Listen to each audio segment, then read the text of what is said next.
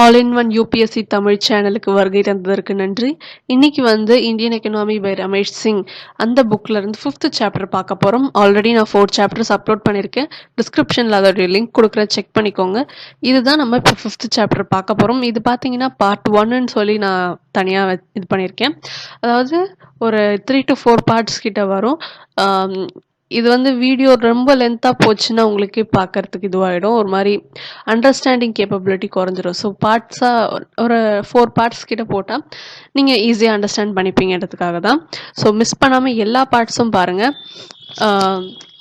Planning in India particularly, ஓகேங்களா? 4th சாப்டரில் நான் வந்து எக்கனாமிக் பிளானிங்னா என்னன்னு சொல்லியிருந்தேன். இதில் வந்து பர்டிகுலராக இந்தியனுடைய பிளானிங் என்ன அப்படின்ட்டு. ஸோ லாஸ்ட் சாப்டரில் நான் ஒரு சின்ன ஒரு மிஸ்டேக் பண்ணியிருந்தேன். அதை இப்போ உங்களுக்கு ரெக்டிஃபை பண்ணிக்கிறேன். நீங்கள் அதை பார்க்கல அப்படின்னா நீங்கள் பார்த்துட்டு வாங்க, அப்போ தான் நான் என்ன தப்பு பண்ணியிருந்தேன்னு தெரியும். லாஸ்ட்டில் நான் சொல்லியிருப்பேன். இந்தியாவுடைய பிளானிங் பார்த்தீங்கன்னா இண்டிகேட்டிவ் பிளானிங் மாதிரி அப்படின்னு சொல்லிட்டு, பிளான்ஸ்லேயே வந்து 2 டிஃப்ரெண்ட் டைப்ஸ் இருக்குது, சரிங்களா?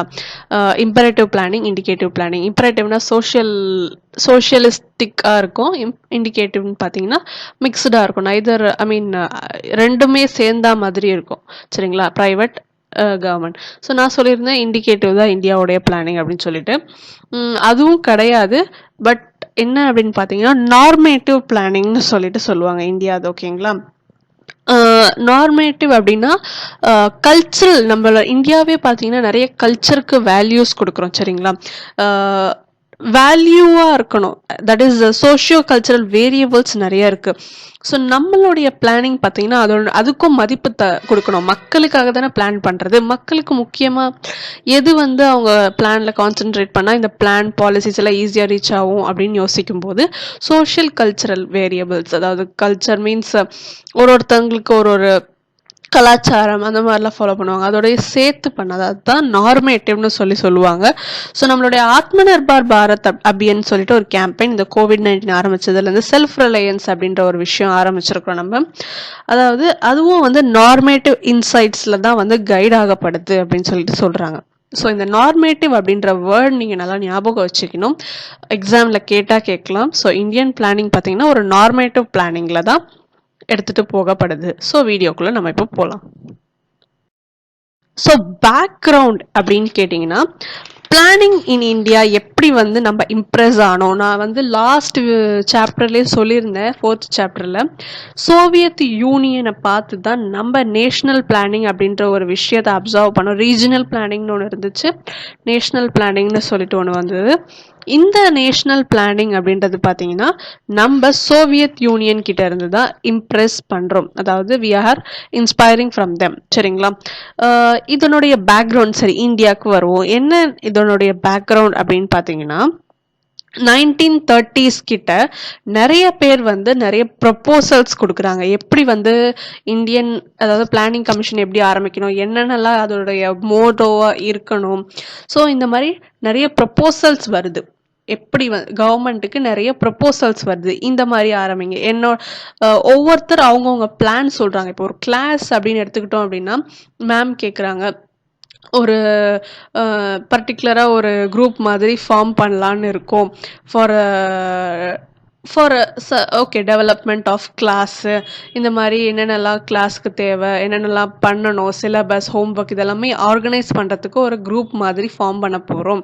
ஸ்டூடெண்ட்ஸே தான் அதை அமைக்கணும்.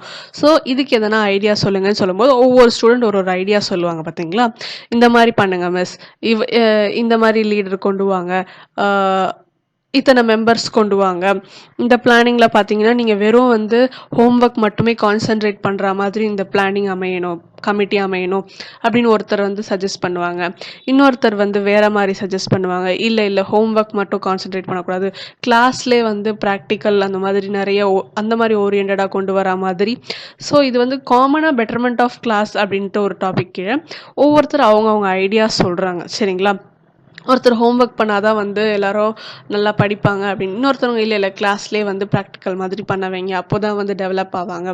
ஸோ ஒவ்வொருத்தர் அவங்கவுங்க ஐடியாவை சொல்கிறாங்க, பார்த்தீங்களா? அது மாதிரி தான் இப்போ நம்ம பார்க்க போகிறோம். ஒவ்வொருத்தர் அவங்கவுங்க ஐடியாவை சொல்கிறாங்க, அது என்னென்னு நம்ம ஒன்று ஒன்றா பார்க்கலாம். ஸோ முதல்ல பார்த்தீங்கன்னா விஸ்வேஸ்வராயா பிளான் அப்படின்னு சொல்லிட்டு இருக்கு. இவர் யாரு அப்படின்னு பார்த்தீங்கன்னா, இவர் ஒரு civil engineer, ex Diwan of Mysore state. ஓகேங்களா, இவரோட பேர் எம் விஸ்வேஸ்வராயா. இவர் வந்து ஒரு புக் மாதிரி எழுதியிருக்காரு, பிளான்ட் எக்கனாமி ஆஃப் இந்தியா. அது வந்து 1934 பப்ளிஷ் ஆகுது. சரிங்களா, இவர் என்னெல்லாம் சஜஸ்ட் பண்றாரு அப்படின்னா, டெமோக்ராட்டிக் கேபிட்டலிசம் இருக்கணும், மக்கள் ஓரியன்டாவும் இருக்கணும், அதே சமயம் கேபிட்டலிசமாவும் இருக்கணும். அதாவது யூஎஸ்ஏவை பார்த்து இவர் அட்மயர் ஆகி இதை மாதிரி சொல்றாரு. சரிங்களா, பிளானிங் கமிஷனுடைய நோக்கம் இதுவாக தான் இருக்கணும் அப்படின்றாரு. வித் எம்பசிஸ் ஆன் இண்டஸ்ட்ரியலைசேஷன், அதாவது லேபர், அதாவது shift of labour from agriculture to industries, அதாவது நம்மளோட நேஷனல் இன்கம் வந்து டபுள் ஆக்கப்படணும் இந்த மாதிரி. சரிங்களா, அக்ரிகல்ச்சர்ல இருந்து இண்டஸ்ட்ரியா மாறணும் அப்படின்ட்டு அவர் சொல்றாரு. So is stressing on planning commission should be based on industry, அந்த மாதிரி இருக்கணும்ன்றார். Next, the FICCI proposal. FICCI அப்படின்றதுக்கான ஃபுல் ஃபார்ம் என்னன்னா, federation of Indian chambers of commerce and industry. சரிங்களா, காமர்ஸ் அண்ட் இண்டஸ்ட்ரி பேர்லேயே பார்த்தீங்கன்னா காமர்ஸ் அண்ட் இண்டஸ்ட்ரின்னு சொல்லிட்டு இருக்கு. இதுக்கு பார்த்தீங்க அப்படின்னா லீடிங் ஆர்கனைசேஷன் ஆஃப் இந்தியன் கேபிட்டலிஸ்ட்ஸ் தான் இதை நடத்துறாங்க. இதனுடைய பிரசிடென்ட் பேரு NR சர்க்கார் அப்படின்ட்டு. என்ன சொல்ல வராரு அப்படின்னா, National Planning Commission is a whole process of planning so that country could make a structural break with the past and achieve its full growth potential. என்ன சொல்ல வராங்க அப்படின்னா, நேஷனல் கமிஷன்ன்றதே வந்து இண்டிபெண்டன்ஸ்க்கு அப்புறமா தான் அந்த பிளானே வருது. சரிங்களா, அதாவது ஃபுல் ஃப்ளெட்ஜாக நம்ம அப்போ தான் நம்ம செல்ஃபாக இருக்க ஆரம்பித்ததுலேருந்து தான் ஆரம்பிக்கிறோம். ஸோ பாஸ்ட் பிரிட்டிஷ் நம்மளை எப்படிலாம் எக்ஸ்ப்ளாய்ட் பண்ணாங்க அதெல்லாம் மறந்துட்டு ஒரு பிரேக் மாதிரி கொடுத்துட்டு ஜஸ்ட் பிரேக் அவுட் அதை பண்ணிவிட்டு நெக்ஸ்ட் என்ன பண்ண போகிறோம் அப்படின்றதுக்கான ஒரு ஃபுல் க்ரோத் பொட்டென்ஷியலுக்கான விஷயங்கள்லாம் செய்யணும். இதில் பார்த்தீங்கன்னா பர்டிகுலராக வந்து வெறும் எம்பசிஸ் ஆன் கேபிட்டலிஸ்ட் அப்படின்னு சொல்லிட்டு அவங்க சொல்லலை. எதெல்லாம் வந்து எக்கனாமிக் க்ரோத்துக்கு வந்து பங்களிக்குமோ அதை மொத்தமாக வந்து கான்சென்ட்ரேட் பண்ணணும் பிளானிங் கமிஷன் அப்படின்னு சொல்லிட்டு சொல்கிறாங்க. அன்டைல்யூட்டட் லேசியஸ் ஃபேர் அப்படின்னா வந்து பிரிட்டிஷ் அவங்களுடைய தாக்கம் எல்லாம் இருக்கக்கூடாது, அது நம்மளை பேக்வேர்டாக தான் ஆக்கும், அதை ஓரம் தள்ளிட்டு நமக்கு என்னெல்லாம் தேவையோ அதெல்லாம் பண்ணணும்னு சொல்லி சொல்கிறாங்க. நெக்ஸ்ட் பார்த்தீங்கன்னா த காங்கிரஸ் பிளான். சரி, காங்கிரஸ் பிளான் அப்படின்றது பார்த்தீங்கன்னா யார் வந்து இதை வந்து ஸ்டார்ட் பண்ணுறாங்க அப்படின்னா, இந்தியன் காங்கிரஸோடைய பிரசிடென்ட் அப்போ யார் இருந்தாங்கன்னா சுபாஷ் சந்திர போஸ். அவர் தான் பிளானிங் நேஷனல் பிளானிங் கமிட்டின்னு சொல்லிட்டு ஒன்று செட்டப் பண்ணுறாரு 1938. யாருடைய சேர்மன்ஷிப் கீழேனா ஜவஹர்லால் நேரு. என்ன அப்படின்னா ஒரு சர்டன் ப்ரோக்ராம்ஸ் அது எல்லாமே வந்து டெவலப்மெண்ட் ப்ரோக்ராம்ஸ் எல்லாம் கொண்டு வரத்துக்காக வராங்க எல்லாரும். இதுக்கு யாரெல்லாம் இன்வைட் பண்ணுறாங்க அப்படின்னா, நான் முதலே சொன்ன Visvesvaraya, JRD Tata, GD Birla, Lala Sriram and many others, academicians, technocrats, provincial civil servants, trade unionists, socialists, சமூக அக்கறையுடையவர்கள், கம்யூனிஸ்ட்ஸ் எட்ஸெட்ரா. எதுக்கு இதில் கம்யூனிஸ்ட்ஸ் எல்லாம் கூப்பிட்டாங்க அப்படின்னு பார்த்தீங்கன்னா, ஒவ்வொருத்தருக்கும் ஒவ்வொரு விதமான தாட் இருக்கும். டெமோக்ராட்டிக்ன்றது each and every one must be included இல்லைங்களா. ஸோ அந்த ஒரு நோக்கத்துக்காக தான் எல்லா செக்ஷன் ஆஃப் த சொசைட்டிலேருந்து கூப்பிட்டு இன்வைட் பண்ணி இந்த ஒரு விஷயத்த ஆரம்பிக்கிறார். யாரு? சுபாஷ் சந்திர போஸ். சரிங்களா, என்ன விஷயம்னு பார்த்தீங்கன்னா 15 மெம்பர்ஸ் கொண்ட பார்லிமெண்ட், அதாவது I'm really sorry, National Planning Commission with 29 subcommittees and a total of 350 members. சரிங்களா, இவங்க எல்லாரும் சேர்ந்து 29 வால்யூம்ஸ் ஆஃப் ரெக்கமெண்டேஷன்ஸ் ப்ரொடியூஸ் பண்றாங்க. சரிங்களா, இந்த ஒரு கமிட்டி நடுவில் ஸ்டாப் ஆகுது எங்க அப்படின்னா, செகண்ட் வேர்ல்டு வார் நடக்கும்போது, குவிட் இண்டியா மூவ்மெண்ட் இந்த மாதிரிலாம் நடக்கும்போது நடுவில் ஒரு 1940 to 45 கிட்ட இது வந்து ஸ்டாப் ஆகுது. ஸோ இவங்களுடைய ஃபைனல் ரிப்போர்ட் எப்போ வெளியில வருதுன்னா 1949 அப்போ நேஷனல் பிளானிங் கமிஷன். ஓகேங்களா, ஸோ இதுதான் என்ன இவங்களுடைய மோட்டோவா இருந்துச்சு, என்ன இவங்கெல்லாம் சஜஸ்ட் பண்ணாங்க அப்படின்னா, coordinated planning as the only means of bringing about a rapid increase in the standard of living and its emphasis on the need for bringing fundamental changes in the social and economic infrastructure, economic structure, அது எல்லாமே மாற்றம் அடையணும்னு சொல்றாங்க. இன்னொன்று என்ன அப்படின்னு பார்த்தீங்கன்னா, after the post வார்க்கு அப்புறம் நிறைய கமிட்டிஸ் ஃபார்ம் பண்ணுறாங்க. இப்போ நம்ம பார்த்தது காங்கிரஸ் பிளான், அவங்க இந்த மாதிரி ஒரு பிளானிங் கமிட்டி ஆரம்பிக்கிறாங்க. ஸோ இதெல்லாம் தான் பார்த்தோம். அடுத்தது அவங்க என்ன பண்ணுறாங்க, இந்த நேஷ்னல் பிளானிங் கமிஷன் அப்படின்னு ஆரம்பித்தாங்க பார்த்தீங்களா, அவங்க ஒரு சில கமிட்டிஸ் எல்லாம் ஆரம்பிக்கிறாங்க. சரிங்களா, என்னன்னா போஸ்ட் வார் ரீகன்ஸ்ட்ரக்ஷன் கமிட்டி. அப்போது டக்குன்னு யோசிக்கணும்ல, வாருக்கு அப்புறம் என்ன நம்ம எப்படி அதை திருப்பி ரீகன்ஸ்ட்ரக்ட் பண்ணுறதுன்னு, அதுக்கான ஒரு committee. Consultative committee of economists. சரிங்களா, economic is very important. So அதுக்கான ஒரு கமிட்டி, கன்சல்டேட்டிவ் கமிட்டி ஆரம்பிக்கிறாங்க. பிளானிங் அண்ட் டெவலப்மெண்ட் டிபார்ட்மெண்ட்னு சொல்லி ஒன்று ஆரம்பிக்கிறாங்க. That is it was created in 1944. சரிங்களா, அடுத்து பார்த்தீங்கன்னா அட்வைசரி பிளானிங் போர்டு, இதுவும் ஒன்று ஆரம்பிக்கிறாங்க. ஸோ இதெல்லாம் பார்த்தீங்கன்னா ஆஃப்டர் த இண்டிபெண்டன்ஸ் இந்த மாதிரி விஷயங்கள்லாம் நம்மளோட we are a baby, India is like a baby. ஓகேங்களா, நம்ம அட் த ஸ்க்ராட்ச்லேருந்து டெவலப் ஆகிற மாதிரி இருக்கும். We are fully destructed by the alien country. After the independence we have to start from the பிகினிங்ல இருந்து நம்ம ஆரம்பிக்கணும். ஸோ அதுக்காக தான் இந்த கமிட்டிஸ் எல்லாம் கொண்டு வராங்க அப்போ இருந்த நேஷனல் பிளானிங் கமிஷன். சரிங்களா, நெக்ஸ்ட் பாம்பே பிளான். என்ன பாம்பே பிளான்னா என்ன சொல்ல வராங்க அப்படின்னு கேட்பீங்க. என்னன்னா, பாம்பே பிளானுக்கு ஒரு டைட்டில் இருக்கு. என்னன்னா, a plan of economic development for India அப்படின்னு சொல்லிட்டு. அதாவது 8 கேபிட்டலிஸ்ட்ஸ் அதுல இன்வால்வ் ஆகுறாங்க. Purushottam Das Thakur Das, JRD Tata, GT Birla, Lala Shriram, Kasturbhai Lalbhai, AD Shroff, Ardeshir Dalal, John Mathai, இவங்கெல்லாம் சேர்ந்து ஒரு பிளான் பப்ளிஷ் பண்றாங்க 1944 to 45ல. இந்த 8 இண்டஸ்ட்ரியலிஸ்ட் பாத்தீங்க அப்படின்னா, அதுல ஒருத்தவங்க 15 members of the national planning committee. சரிங்களா, கமிஷன் இல்ல கமிட்டி. என்னது, காங்கிரஸ் பிளான்ல பார்த்தோமே, இண்டஸ்ட்ரியலிஸ்ட்ஸ் எல்லாம் சேர்ந்து சுபாஷ் சந்திர போஸ் எல்லாரையும் கொண்டு ஒரு 15 மெம்பர்ஸ் ஆரம்பிச்சாருன்னு சொல்லிட்டு. இப்போ நான் பாம்பே பிளானுக்கு சொன்ன பார்த்தீங்களா, ஒரு 8 கேபிட்டலிஸ்ட்ஸ். அதுல ஒருத்தரான புருஷோத்தம் தாஸ் தாக்கூர் தாஸ், அவர் ஒரே பேர் தான், புருஷோத்தம் தாஸ் தாக்கூர் தாஸ்.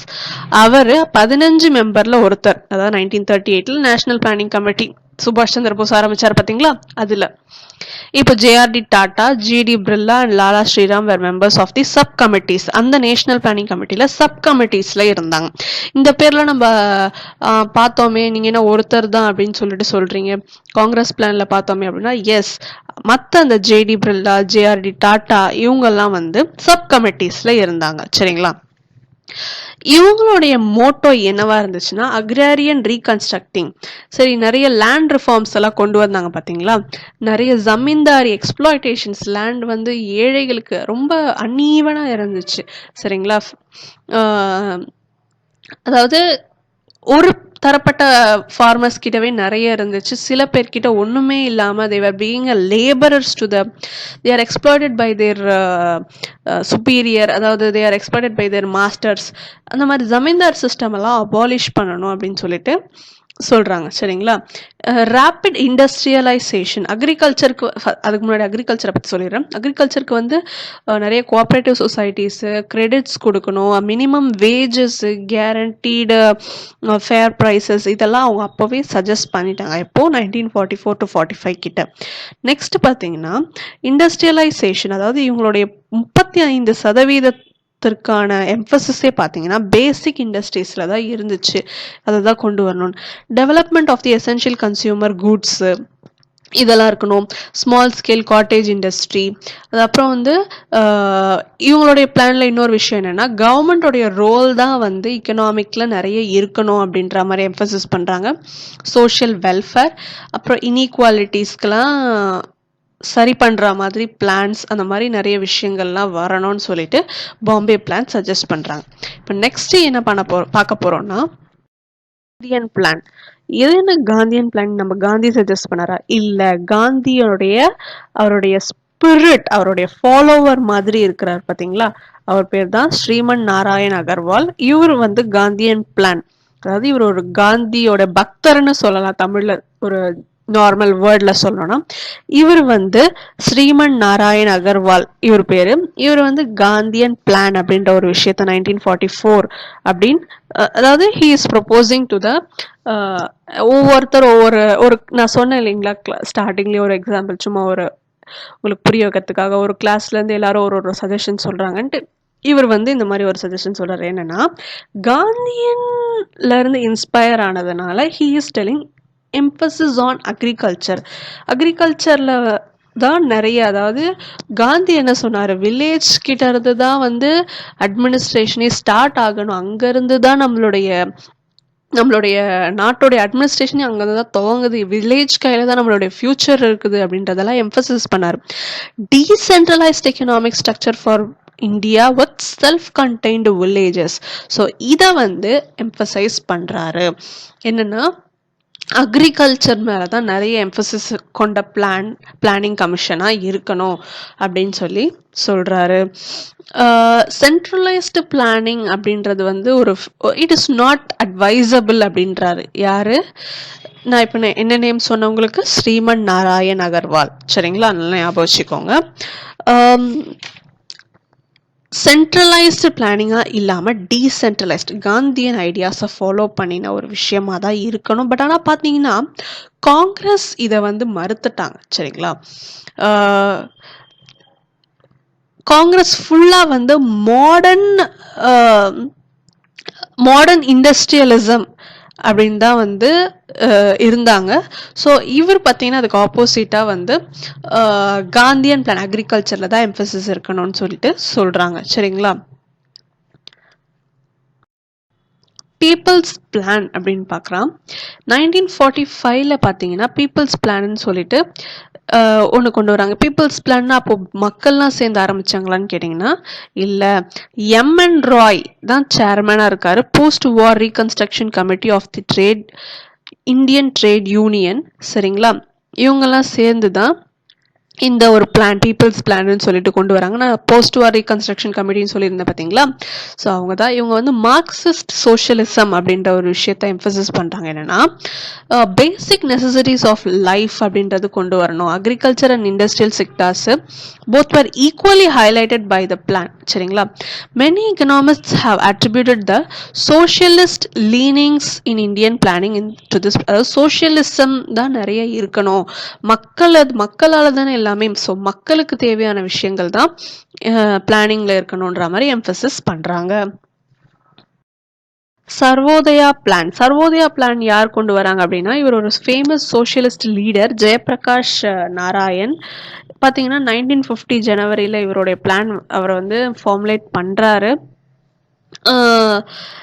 என்ன அப்படின்னா வந்து இவரும் வந்து காந்தியன் பிளானை தான் எம்ஃபசிஸ் பண்ணுறாரு சிமிலர். ஆனால் பார்த்தீங்கன்னா ஒரு cottage industry, self reliance, no dependence, capital and technology, land reforms, self depend industrialisation, decentralised அப்படின்னு சொல்லிட்டு. ஆனால் காந்தியன் பிளானில் வெறும்னே வந்து அக்ராரியன் தான் எம்ஃபசிஸ் பண்ணாங்க.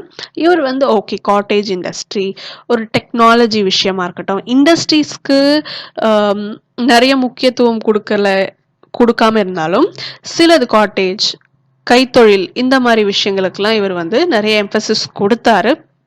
தென் அக்ரிகல்ச்சருக்கு மெயின் எம்ஃபசிஸ் கொடுத்தாரு, அதாவது டீசென்ட்ரலைஸ்டு பிளானிங்காக இருக்கணும் அப்படின்னு சொல்லிட்டு சொல்கிறாங்க. தென் பார்த்தீங்க அப்படின்னா இவருடைய விஷயம் கேட்டு இவருடைய வியூஸ் பார்த்தீங்கன்னா ஜெயபிரகாஷோடைய வியூஸ்க்கு அப்புறமா தான் வந்து 73rd and 74th அமெண்ட்மெண்ட் வந்து கொண்டு வந்தாங்க 1992. ரோல் ஆஃப் லோக்கல் பாடிஸ் அந்த இம்பார்ட்டன்ஸ் பற்றி நிறைய விஷயங்கள் இவருடைய பிளானை பார்த்து தான் நம்மளுக்கு காங்கிரஸ் கவர்மெண்ட் இதை கொண்டு வந்தாங்க. சரிங்களா, ஸோ ஃப்ரெண்ட்ஸ், இப்போ பார்க்க போகிறது some major objectives of planning. Economic growth பார்த்தீங்கன்னா ப்ரொடக்ஷன் லெவலை இன்க்ரீஸ் பண்ணணும். அந்த இன்க்ரீசிங் ப்ரொடக்ஷன் லெவல் இருந்தால் மட்டும்தான் நம்மளுடைய எக்கனாமிக் க்ரோத் வளர்ச்சி. இது சம்மந்தப்பட்ட பிளானிங்ஸ் எல்லாம் கொண்டு வரணும். அலிவியேஷனுக்கு நிறைய ஸ்கீம் ப்ரோக்ராம்ஸ் இதெல்லாம் பிளானிங்ல கொண்டு வந்து இம்ப்ளிமெண்ட் பண்ணோம். அதாவது national rural employment guarantee programme, employment ஜென்ரேஷன்ல பார்த்தீங்கன்னா எம்என்ரேகா தெரியும்ல, 100 நாள் வேலை வாய்ப்பு திட்டம்.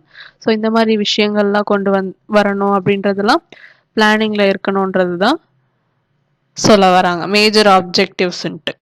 எக்கனாமிக் இன்இக்வாலிட்டி பார்த்தீங்கன்னா, எக்கனாமிக் இன்இக்வாலிட்டி இது வந்து ரெஸ்ட்ரிக்ட் பண்ணுறதுக்காக, அதாவது economic inequality, inter caste, land reforms, academic institutions, government jobs admissions, land reforms இந்த மாதிரி நிறைய விஷயங்கள் பிளானிங் மூலயமா கொண்டு வரணும்னு நினச்சாங்க. Self Reliance, Atma Nirbhar Bharat Abhiyan, self ரிலையன்ஸும் planning உடைய ஒரு பார்ட்டாக இருக்குது. பிளானிங் அப்படின்னா அதில் இதுவும் இருக்கணும்னு நினைக்கிறாங்க. ஸோ செல்ஃப் ரிலையன்ஸ் அப்படின்றது இப்போ வந்து ரொம்ப கரண்ட் கான்டெம்பரரியில் ரொம்ப it is often seen in news and everywhere இல்லையா. So Aatma Nirbhar infrastructure 5 pillars நான் ஆல்ரெடி சொல்லியிருக்கேன், ஒரு வாட்டி சொல்கிறேன்.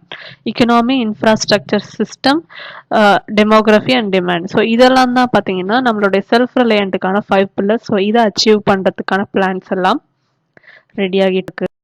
மாடர்னைசேஷன் அப்படின்றாங்க. ஸோ நிறைய அக்ரிகல்ச்சராக இருக்கட்டும், இண்டஸ்ட்ரியலைசிங் எதுவாக இருக்கட்டும், டெக்னிக்ஸாக இருக்கட்டும், டெக்னாலஜியாக இருக்கட்டும், எல்லாத்துலேயுமே மாடர்னைசேஷன் வேணும். அதுதான் இந்த இப்போ நான் சொன்ன இந்த 6 பாயிண்ட்ஸ் தான் பார்த்தீங்கன்னா மேஜர் ஆப்ஜெக்டிவ்ஸ் ஆஃப் பிளானிங். சரிங்களா. நெக்ஸ்ட் வந்து நம்ம நாட்டோடைய பிளானிங் கமிஷன் பற்றி குவிக்காக பார்த்துடலாம். பிளானிங் கமிஷன் பார்த்தீங்கன்னா 1950 செட்டப் பண்ணுறாங்க. ஒரு பிளானிங்ஸ் எல்லாம் ஃபார்முலேட் பண்ணுற ஒரு பாடி மாதிரி. இது பார்த்தீங்கன்னா நான் இப்போ சொல்கிற பாயிண்ட்ஸ் எல்லாம் நல்லா கவனிங்க. இந்த பிளானிங் கமிஷன் பார்த்தீங்கன்னா எக்ஸ்ட்ரா கான்ஸ்டியூஷனல், அதாவது நான் கான்ஸ்டியூஷனல் சொல்லலாம், நான் ஸ்டாச்சுடரி பாடின்னு சொல்லலாம். Planning commission comes under statutory body, non statutory அந்த மாதிரிலாம் ஆப்ஷன்ஸ் கொடுத்தாங்கன்னா நல்லா ஞாபகம் வச்சுக்கோங்க. இட் இஸ் நான் ஸ்டாச்சுடரி பாடி, அதாவது கவர்மெண்டால செட்டப் பண்ண ஒரு இதுவாக இருந்தாலும் சரி, கான்ஸ்டியூஷன் அதாவது பார்த்தீங்கன்னா இதுக்கு வந்து கான்ஸ்டியூஷன்ல இதுக்கு நோ ரெஃபரன்ஸ்ன்றாங்க. சரிங்களா. இது ஒரு அட்வைசரி பாடி மாதிரி கவர்மெண்ட்டுக்கு. சில எக்கனாமிக் இஷ்யூஸ், எக்கனாமிக் டெவலப்மெண்ட்டுக்குலாம் வந்து அட்வைசரி பாடி மாதிரி.